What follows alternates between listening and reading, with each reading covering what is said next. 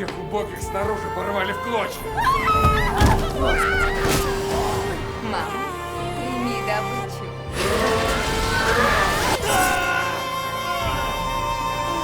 Вали! Господа, давайте начнем игру! Resident Evil 8 Деревня — прямое продолжение 7-й части, причем настолько прямое, что некоторым это может не понравиться. Навали в лоб! Прости, что смею. То есть эта игра прям-таки сделанная по лекалам предыдущей. В ней узнаются и геймплейные все практически идеи, и даже, в общем-то, ход событий во многом напоминает 7-ю часть, какие-то сценарные приемы, операторские ходы, повествовательные. Все это во многом передает привет предыдущей части. Что происходит? Но с поправкой на то, что и новые идеи есть, и старые эволюционировали. И все это реализовано, на несколько новом уровне. И с точки зрения креатива, и с точки зрения вложения усилий в каждую конкретную сцену, и в визуальную часть. То есть, если 7-я часть, она все-таки так, скорее, ближе к инди была, то 8-я выглядит как уже такой уверенный, дорогущий блокбастер, каким, в общем-то, и старался всегда быть Resident Evil. Да, я всегда говорил, что Resident Evil — это би-муви, сделанный со старанием блокбастера.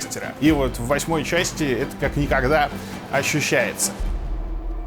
Мы разберемся. Отряд ждет приказа. Не трогай. Чорба из овощей. Это местное блюдо. История продолжается спустя несколько лет. Итан с Ми переехали в Европу. Там они живут в семейной идиллии, нянчат новорожденного младенца. И ничто не предвещает беды, но однажды на пороге появляется всем знакомый Крис Редфилд, и жизнь Итана снова круто меняется. Без лишних подробностей спойлерить не будем, но, так скажем, сценаристам Capcom не дают покоя лавры Naughty Dog, поэтому история принимает крутой поворот. И вот уже Итан находится в лесах неподалеку от таинственной деревни, у подножья горы, на вершине которой воцаряется зловещий замок. Черт, где я? И, в общем-то, вокруг, как можете догадаться, много недружественных обитателей. Что здесь творится? Эй, ты меня слышишь? Эй! И что интересно, мы попадаем в эту деревню не когда там уже все умерли и все что-то такое произошло, да, и боремся с какими-то непонятными тварями. А напротив, никого нету, но жизнь, она вот замерла в текущий момент. Что-то происходит, горожане куда-то делись, кто-то из них еще выходит на связь. Создается такая прям плотная, таинственная, интригующая атмосфера. Не ори, они могут услышать. Лиан, спокойно. Кто это? Это друг. А ну назад. Но при этом довольно быстро выясняется, что на деревню напали оборотни, и, в общем, живут жители, которые тоже превращаются в оборотни, выжившие там пытаются забаррикадироваться в разных зданиях. Ну, а ты давай бегай, собирай, в общем-то, патрончики, баррикадируйся, опять же, в избушках. Привет, Resident Evil 4. Отстреливайся от всей этой нечисти, которая пытается через каждую щель и дырку пролезть. При этом враги скачут по крышам, по-всякому тебя загоняют в угол, а ты со шпаренной задницей вот носишься, пытаешься от них увернуться, заманить на какую-нибудь бочку, всех подорвать.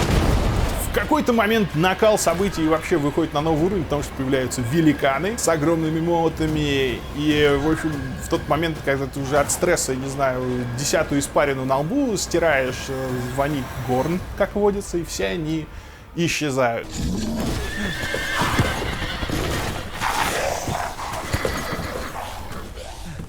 Ну, реально, дежавю определенное от этой игры есть. И вот это чувство, оно в Resident Evil 8 тебя преследует постоянно, потому что, много знакомых идей. И в машину ты там в какой-то момент садишься в узком помещении, там пытаешься что-то протаранить.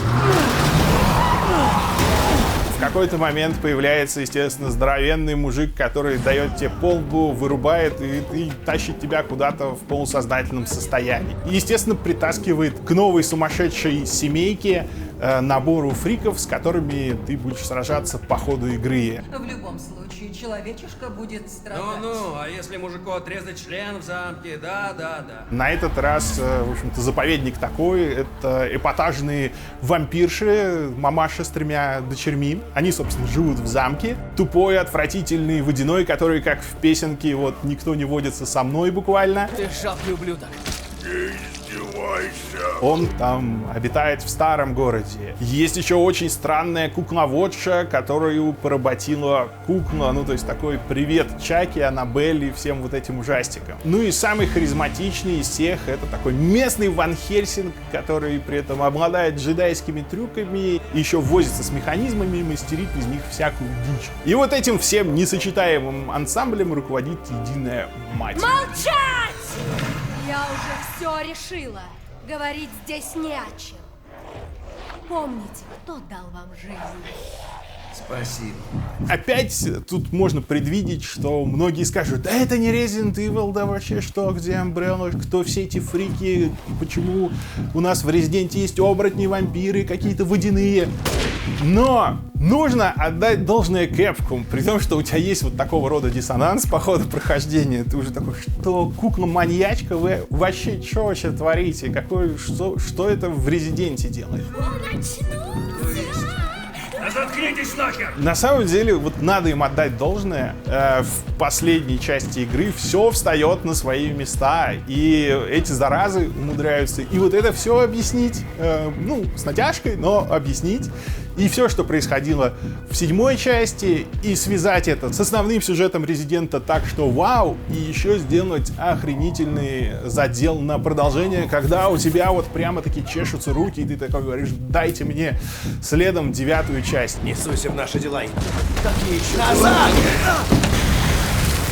И, кстати, я думаю, что вот нас ждет привычная эволюция Резидента, то, что 7 была такая вот скромная и атмосферная, и да, она там в какой-то момент переходила в экшен, как всегда в Резиденте. 8 уже такая более блокбастерная, и она тоже сочетает и хоррор, и экшен, при этом экшена, наверное, стало побольше даже. И наверняка нас ждет 9 часть, которая будет такая уже экшен-сфокусированная, как, в общем-то, всегда вот в рамках трилогии бывают Резиденты. Кстати, на самом деле не до конца понятно, сделают ли они следующую игру вот тоже от первого лица, потому что здесь история заканчивается, не будем опять же спойлерить. Вот эта сюжетная арка с Итаном и Мией, она оказывается в итоге очень крутой, очень драматичной. Просто все вопросы по поводу 7 части отпадают. Говорю опять же, без подробностей. Если вы любите Resident Evil, здесь вы реально кайфанете от всех сюжетных моментов. Мы с твоей мамой обожаем эту песню. Что касается геймплея, то, вот, как я уже сказал, он сделан по лекалам 7 части с инъекциями 4, но при этом видно, что все равно пытались вот по чуть-чуть везде углубить. А! Господи боже! И вот здесь интересно то, что вот механику из 7 части, когда ты убегаешь от какого-нибудь мощного противника по открытой территории максимально, да, уже исследованной, есть ощущение, что Capcom решили ее возвести в такой вот краеугольный камень всего дизайна. Да уж, они не соврали. Ты и правда живучий. То есть в 7 части этого было чуть-чуть, в ремейке там 2-го Резидента уже побольше, а в 8-й эта история стала, ну, просто-таки столпом дизайна. То есть, потому что все локации, куда мы отправляемся, так или иначе на них приходится либо постоянно убегать, если это просто враги, то забанивать их в какое-нибудь опасное место, к бочку, да, там всех взрывать. Испортил всю охоту. Либо мы приходим на какую-то территорию, там спокойненько ходим, решаем головоломочки, осваиваемся, но все это лишь для того, чтобы потом выпустить туда какого-нибудь интересного противника, от которого тебе нужно с горящей задницей убегать и придумывать, в общем-то, что делать по ходу. Давненько я мужиков не вскрывала. В замке у нас вот живут вампирессы, и они, как выясняется, боятся холода, потому что они не просто вампирши, а плесневые вампирши. И у тебя, когда ты начинаешь от них убегать, каждый раз ты в панике, забегая в комнату, ищешь какое-нибудь окно, чтобы в него выстрелить и понизить температуру в помещении, потому что тогда они либо туда не пойдут, либо ты так их убьешь.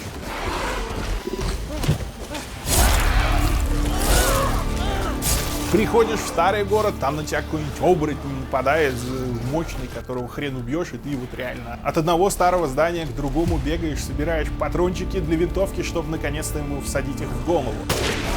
В затопленной части города там постоянно убегаешь от водяного, прыгая по дощечкам. И да, здесь есть огромная подводная тварь. Снова привет, Resident Evil 4. хочу стать рыбьим кормом. Сражаешься с ним на какой-то такой более-менее замкнутой, но все равно открытой местности, поделенной на сектора, да, где ты бегаешь, заманиваешь его на взрывающиеся бочки. Кстати, опять привет, битва в клетке в речи.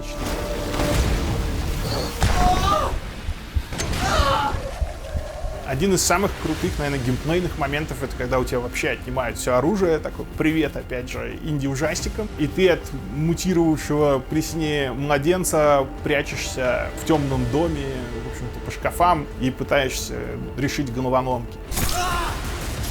Короче, все время ты должен бегать, уворачиваться от врагов, собирать припасы, мочить этих врагов или как-то взаимодействовать с окружением. И это теперь такой основной геймдизайнерский элемент. Вот можно сказать, что в 8-й части он стал лицом Resident Evil, по сути. Какой здоровый. При этом есть много шутерных эпизодов. В основном они механиками напоминают 4-ю, опять же, часть. Это и ныряющие под прицел враги, у которых можно выбивать оружие. Там они вот по-всякому ловят пули, живые, интересные. И апофеоза все это достигает уже на заводе Хайзенберга, который делает вот каких-то киборгов из монстров и различных железяк. Он сделал. В какой-то момент они там обзаводятся ракетными ранцами, на тебя выходит человек-самолет, в общем, не спрашивайте, что это все делает в Resident Evil. Но тем не менее, вот с ними все вот эти шутерные механики выходят на новый уровень, тебе уже нужно каждого врага думать, как готовить, кого-то нужно как-нибудь застанить, прежде чем у него откроется уязвимое место, тебе постоянно нужно бегать, скрываться, защищаться, жонглировать оружием и, как водится, с последним патроном проходить очередную заварушку. Ты зря. Лучше не проверять, что там. А я бы рискнул. Сам И, в общем, в итоге получается действительно очень разнообразно. Capcom вот прям молодцы. Они знают, когда напрячь, когда дать хоррор, когда дать триллера, когда дать экшена. То есть они вот жонглируют разными механиками, разными ситуациями.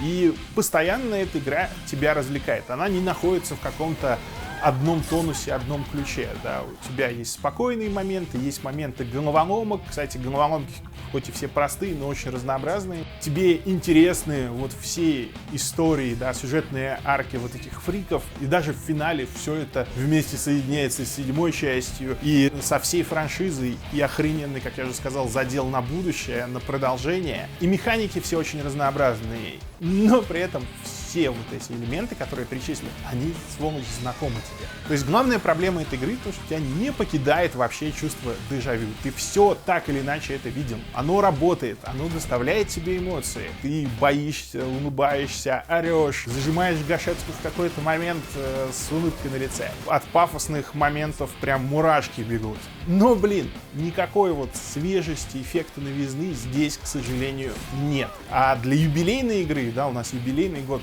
Resident Evil, хотелось бы, конечно, такого.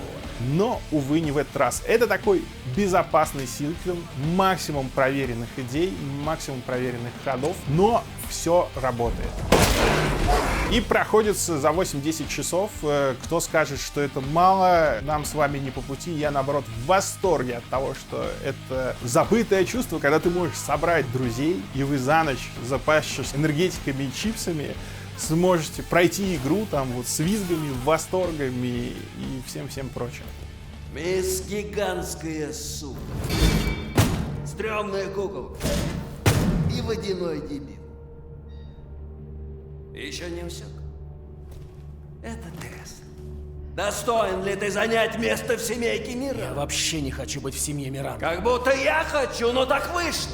Но при всем при этом, вот говорю, лично мне хотелось удивиться, хотелось большего, а не получилось ни в этот раз. И, по всей видимости, не в следующий, потому что, ну, вот как трилогии у нас развиваются, вторая обычно такая же, как первая, но во всем круче, а третья уходит куда-нибудь в экшен. Поэтому по-настоящему нового и крутого Резидента нам, наверное, еще предстоит подождать. Ну, а каникулы в деревне вполне себе знакомое удовольствие. Если вы не фанат Резика, можно смело игнорировать. Если фанат, уверен, зайдет просто на ура. Особенно, когда появится Крис Редфилд и начнутся лихие сюжетные повороты.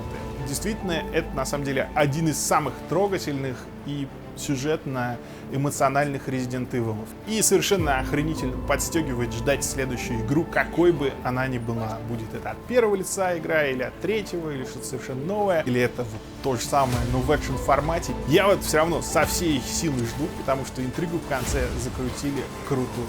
Ну а пока что Resident Evil 8 баллов.